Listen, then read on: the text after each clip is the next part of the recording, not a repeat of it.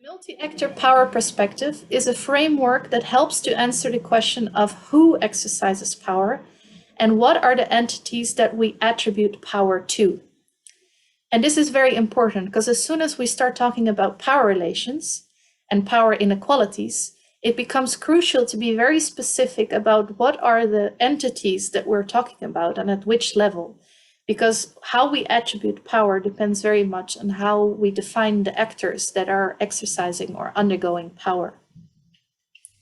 So the multi-actor power perspective starts by distinguishing between different institutional logics, between public and private, for-profit and non-profit, formal and informal.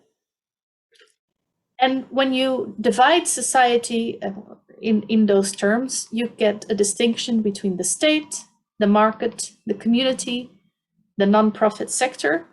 And there is also a so-called hybrid sphere of all sorts of organization networks and groups that cross the boundaries between these different institutional logics.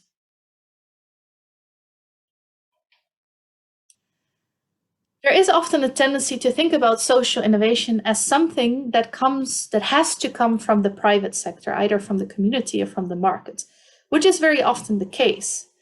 But we also see that social innovation can emerge within the state logic. So you have, for instance, community energy, but you also have protest movements. You have new forms of financing, all sorts of new ways and business models for electricity exchange. But you also have all sorts of new regulations and all sorts of municipal approaches to stimulate social innovation in energy. So our argument is that social innovation in energy really emerges across diverse institutional logics, and that the shifting power relations and boundaries between these different institutional logics, that is in itself a form of social innovation. Now, what is important to understand is that these social innovations don't happen in a power void.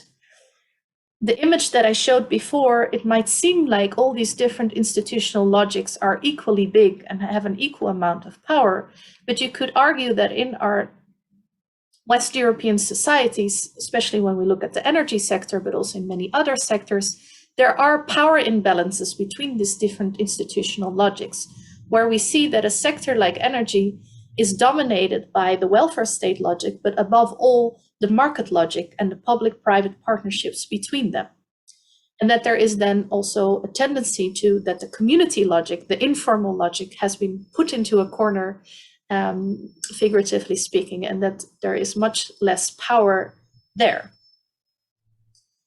So this means that when social innovation happens, this happens within that context, and this has certain repercussions, because in a lot of social innovation discourses, there is a tendency to think that, or some people have argued in that context on social innovation discourse, that the state needs to take a step back to provide more space for the communities and the private organizations to develop social innovations. But what happens in a context like, what can happen in a context like this is that the market becomes even more dominant. So this could be a so-called unintended consequence.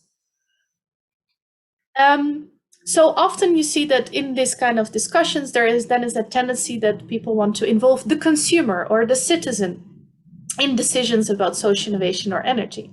But interestingly, as a way to empower the community, but interestingly, the citizen is not something that exists within a community, nor does the consumer, because these institutional logics are actually places where we operate and take different roles.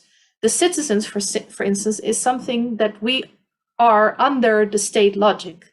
So the state is not just about politicians and policymakers and bureaucrats, it's also about us as citizens and voters. The same applies to the market. It's not just about the big companies and the producers, it's also us as consumers and employees.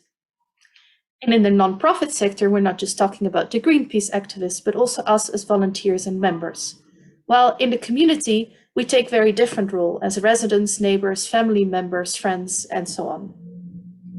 So this is what makes this framework a multi-actor perspective, where we acknowledge that we take on that there are multiple institutional logics and actor roles that we all play a role across these different institutional logics. And this means that there are also internal and individual inconsistencies. So these power struggles that I mentioned before between the state logic and the market logic often also happen within us as an individual, because how we behave as a consumer might not be in line with how we behave as a citizen or a voter. And in between the big macro level of state versus market and the kind of more individual level of consumers and citizens, there is also a so-called micro-political level of struggles, contestations, inequalities, and hierarchies.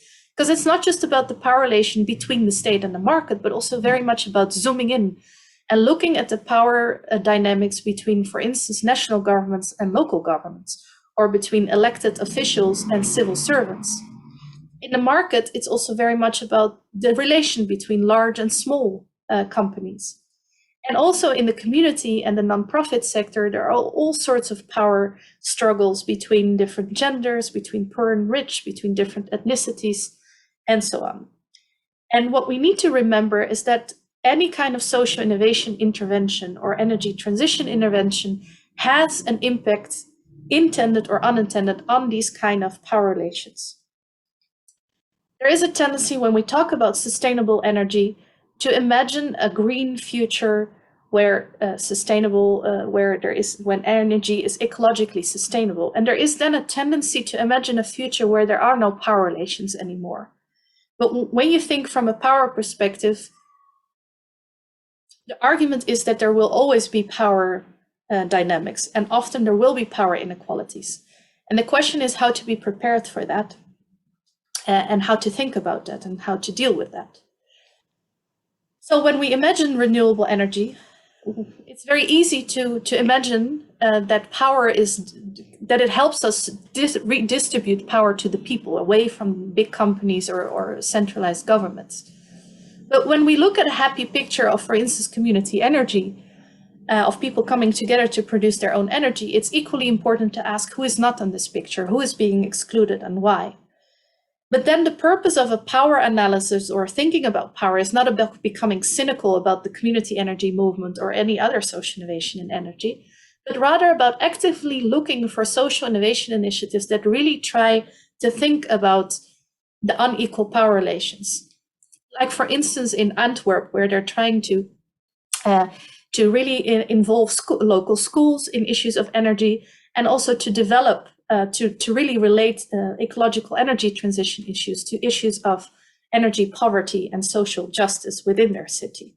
So there are interesting partnerships and all sorts of new partnerships between municipalities, entrepreneurs, activists, and citizens that try to tackle this. So the multi-actor power perspective, on the one hand, is very much about gaining a sense of power and really understanding how people contribute to transitions towards more sustainable and just energy, how people can do that in all sorts of different roles. It's about policymaking, voting, political debate, legal action. It's about activism, protest, becoming a member, donating, liking, sharing. It's about producing, consuming, investing, and procuring.